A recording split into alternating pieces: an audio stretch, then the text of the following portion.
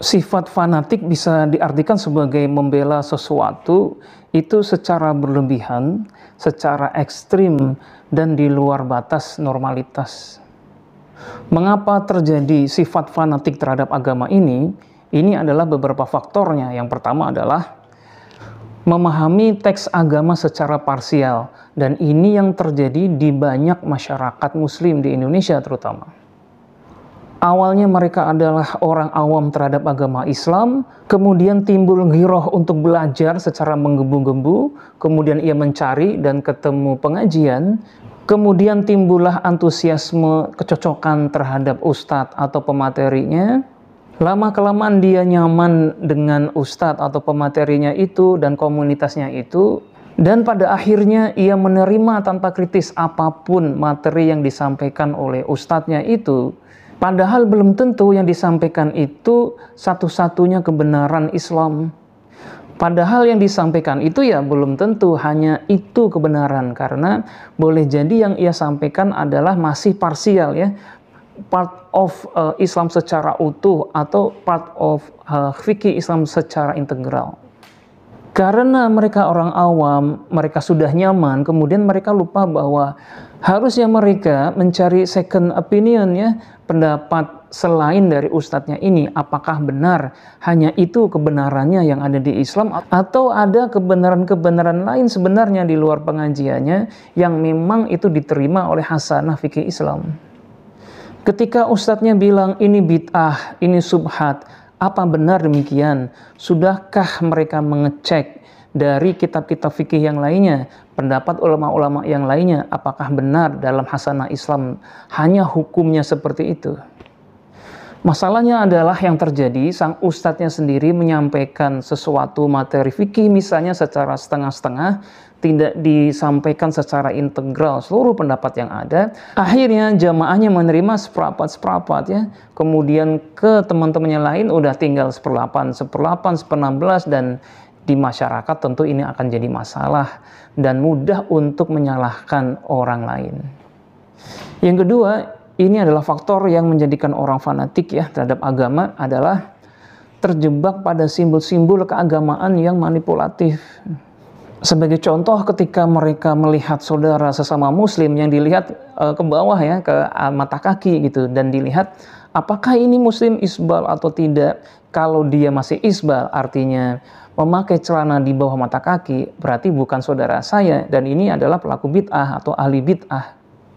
Atau ketika dia lihat saudaranya sesama muslim kok tidak berjenggot ya, ini tidak sunnah, ini tidak sesuai dengan dakwah Nabi.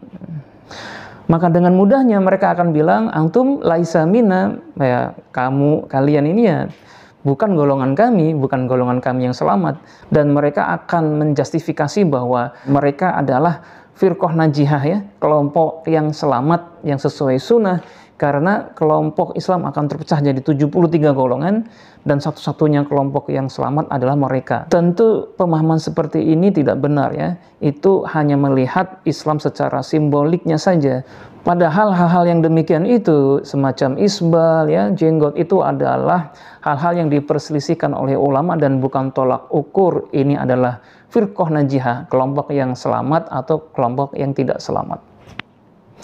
Yang ketiga, ini adalah faktor yang menjadikan seseorang fanatik agama ya, adalah terpengaruh doktrin klaim kebenaran dan klaim keselamatan. Contohnya adalah tagline dakwah sunnah ya, dakwah tauhid ya. Istilah-istilah ini adalah wacana ya, konstruksi pemikiran yang bertujuan untuk menjustifikasi atau membenarkan apapun tujuan dari kelompok tertentu. Jadi kalau kita baca istilah dakwah sunnah itu kan mengklaim kebenaran bahwa mereka inilah yang sesuai dengan sunnah Nabi ya. Jadi nanti muncul istilah ustadz sunnah, masjid sunnah ya, kelompok sunnah dan lain sebagainya itu. Pada intinya kan satu, menggiring opini masyarakat bahwa seolah-olah kelompok mereka lah yang tadi itu firqah najihah ya, kelompok yang selamat sampai akhiratnya, sedangkan yang lainnya tidak selamat. Ini kalau kita tidak cermat, kita akan mengikuti wacana-wacana atau tagline yang seperti ini.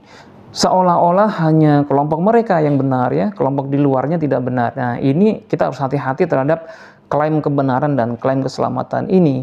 Pada akhirnya ya kita harus merujuk pada pendapat lembaga ulama ya. Lembaga ulama di setiap negara kan sudah ada. Sudah disebutkan mana kelompok atau jamaah yang kategori sesat menurut Majelis Ulama Indonesia ya. Misalnya kelompok Lia Eden ya, kemudian Ahmad Musadik nih nabi palsu di Depok ya. Kemudian juga ada Islam Ingkar Sunnah dan lain sebagainya itu yang memang sudah ada fatwanya. Di luar itu ya kita jangan menganggap mereka kelompok yang tersesat atau kelompok yang tidak selamat. Baik itu Muhammadiyah, Nahdlatul Ulama, Persis, Al-Irsyad, Al-Wasliyah, termasuk Tarbiyah, termasuk Salafi sendiri ya. Semua itu adalah bagian dari ijtihad para ulama menghadapi situasi dan kondisi tertentu. Kita tahu bahwa seperti NU, Muhammadiyah, itu ijtihad menghadapi penjajahan kolonialisme. Kalau tidak ada NU, tidak ada Muhammadiyah, bagaimana umat Islam bisa mengkonsolidasikan perjuangan mereka ya? Orang Indonesia nggak bisa baca ya, masih kelaparan, maka para ulama waktu itu baik di NU pendirinya adalah Kiai Haji Hashim Asy'ari membuat banyak-banyak sekolah pesantren ya, dan Kiai Haji Ahmad Dahlan membuat sekolah-sekolah modern. Semua disekolahkan agar kita bisa merdeka berjuang melawan penjajahan. Jadi jangan mau didoktrin bahwa ormas atau organisasi ini adalah sumber perpecahan. Ini adalah racun yang disuntikkan kepada umat Islam yang menjadikan mereka lupa tentang sejarah perjuangan ulama-ulama terdahulu ya, membangun organisasi perlawanan melawan penjajah. Setelah merdeka kemudian ada kelompok baru bilang organisasi Islam ini adalah sumber perpecahan, padahal yang mereka ini bukan memecah belah bangsa, justru adanya organisasi Islam itu untuk mempersatukan bangsa Indonesia, mempersatukan umat Islam melawan penjajah. Kalau ada ustadz yang bilang ini hizbi, dia hizbi karena ikut organisasi, nah ini adalah klaim kebenaran juga yang menyesatkan tentunya ya. Karena organisasi itu adalah bentuk perlawanan umat Islam terhadap penjajahan yang ada. Waktu itu justru karena tidak adanya kepemimpinan Amirul Mukminin, kemudian masing-masing ulama di negara-negara Muslim itu beristihad membuat organisasi. Jadi kalau dibilang hizbi dari siapa? Dari Amirul Mukminin yang mana? Atau hizbi dari pemimpin Mekah Madinah yang mana? Kan tidak jelas ya. Karena kita secara historis sudah mengalami fase-fase sejarah sampai sekarang. Kita masuk pada era nation state ya, negara-negara bangsa yang setiap negara itu punya undang-undang, termasuk boleh adanya organisasi, ormas, dan lain sebagainya, sebagaimana diatur dalam pasal 28 Undang-Undang Dasar 1945. Yang keempat, ini faktor yang menjadikan kita menjadi fanatik agama adalah adanya paham sektarian atau seseorang itu fanatik pada mazhab ya, pada negara, pada golongan, pada aliran atau jamaah tertentu. Jadi di masyarakat kita ada sebagian yang masih fanatik terhadap istilah atau wacana-wacana tertentu, misalnya negara tauhid. Jadi istilah ini dipahami secara dikotomis ya, atau diametral gitu, dipertentangkan. Seolah-olah hanya satu negara ini yang menjadi negara tauhid atau berlandaskan tauhid. Karena negara-negara muslim lainnya seperti Pakistan, Oman, Yaman, sampai Maroko itu juga berdasarkan Islam. Ataupun umat Islam di Indonesia sendiri tentu mereka berdasarkan pada tauhid ya. Tetapi karena dalam konteks kita berbagi ruang pada umat agama yang lain, tentu tauhid ini ya untuk umat Islam saja, dan negara memang menjamin asas tauhid bagi umat Islam. Sedangkan di Arab Saudi karena penduduknya 100% Islam ya, tentu tauhid ini bisa diterapkan ke seluruh negara, seluruh penduduknya. Dan kalau kita lihat sejarah Nabi Muhammad mendirikan negara Madinah atau Daulah Madinah, tentu di kota Madinah itu tidak dinamai dengan negara tauhid ya, tetapi Daulah Madinah yang di dalamnya itu berkumpul suku dan berbagai macam agama yang ada. Termasuk di dalamnya ada kaum Yahudi Madinah ya, ada kaum Nasrani dan lain sebagainya itu. Yang kedua, istilah khilafah ya, ini juga maknanya bias ya, dan tentu bermasalah karena menjadikan seluruh persoalan umat Islam, salah ekonomi, pendidikan, sosial, teknologi ya, kekurangan bahan bakar pun semua akan dikambing hitamkan pada belum tegaknya khilafah gitu. Padahal khilafah ini ya salah satu bentuk pemerintahan di antara bentuk-bentuk yang lain. Dan dari negara Madinah zaman Nabi, kemudian Khulafaur Rasyidin, kemudian Daulah Umayyah, kemudian dinasti Abbasiyah ya, sampai ke Daulah Fatimiyah, sampai ke Turki Utsmani ya, kemudian runtuh 1924, kemudian digantikan dengan nation state, negara-negara bangsa, dan semua bentuk-bentuk negara itu ya diterima oleh ulama-ulama di dunia Islam ya. Jadi bentuk negara itu adalah istihadiyah ya, bisa kerajaan, bisa republik, bahkan seperti Uni Eropa juga bisa ya. Tetapi di Indonesia tentu ulama sudah beristihad, bentuk negara kita adalah NKRI dengan sistem demokrasi dan itu adalah sah legal secara hukum agama. Nah, yang terakhir ini adalah istilah Islam Nusantara ya. Tentu ketika kita berlebihan untuk membelanya itu nanti akan timbul jiwa-jiwa fanatisme kita.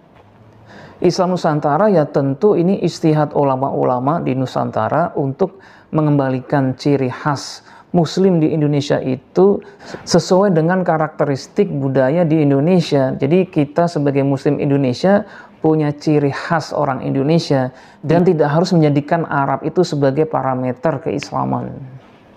Tentu saya memandangnya Islam Nusantara ini adalah part of ijtihad dari ulama-ulama di dunia ini, terutama yang ada di Indonesia gitu. Jadi satu aliran tertentu, tentu yang legal ya dalam hasanah fikih Islam.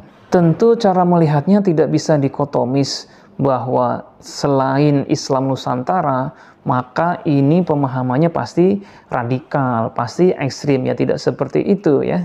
Apalagi jika istilah Islam Nusantara ini dibawa ke ranah kekuasaan, kemudian dijadikan tools untuk men-screening mana yang sesuai dengan NKRI, mana yang tidak dan harus disingkirkan. Nah, ini tentu sikap yang ekstrim juga dan itu cenderung kepada fanatisme agama juga. Jadi Islam yang moderat, Islam yang pertengahan atau Islam yang wasatiyah itu bukan klaim kelompok-kelompok tertentu termasuk Islam Nusantara ini. Islam itu ya pada hakikatnya sudah dari sananya wasati ya. Wa kadzalika ja'alnakum ummatan wasaton. Artinya jika seorang muslim komitmen dengan nilai-nilai keislaman, apapun jamaahnya, apapun kelompoknya, apapun mazhab fikihnya, selama dia menetapi hukum-hukum syariat secara konsisten sesuai dengan ijtihad ulama muktabar yang ia yakini, maka ia bisa disebut sebagai Islam yang moderat ya. Jadi moderat itu tidak ditentukan oleh pakaian, oleh atribut termasuk jenggot, termasuk isbal dan lain sebagainya, bukan seperti itu ya. Anda bisa menjadi moderat meskipun Anda salafi, Anda bisa jadi moderat meskipun Anda tarbiyah, meskipun Anda NU, meskipun Anda Muhammadiyah. Ketika Anda menyadari bahwa keislaman Anda itu konsekuensi logis dari perjalanan sejarah, kondisi umat Islam, kemajemukan negara-negara yang ada di dunia, dan dalam diri Anda itu sadar bahwa pilihan saya terhadap fikih, terhadap mazhab, terhadap jamaah ini adalah konsekuensi logis karena kita hidup di berbagai macam kondisi yang berbeda dan Anda tidak menyalahkan pilihan-pilihan fikih atau pilihan mazhab negara-negara tertentu. Sebagaimana kita ingin sarapan, maka kita yang ada di Jakarta ya makan nasi uduk. Mungkin di Indonesia Timur pakai papeda, di Minang ada rendang, di Pekalongan ada nasi megono, dan lain sebagainya. Itu kita sadari semuanya itu hanyalah variasi yang saling melengkapi dan sama-sama benar, sama-sama halal.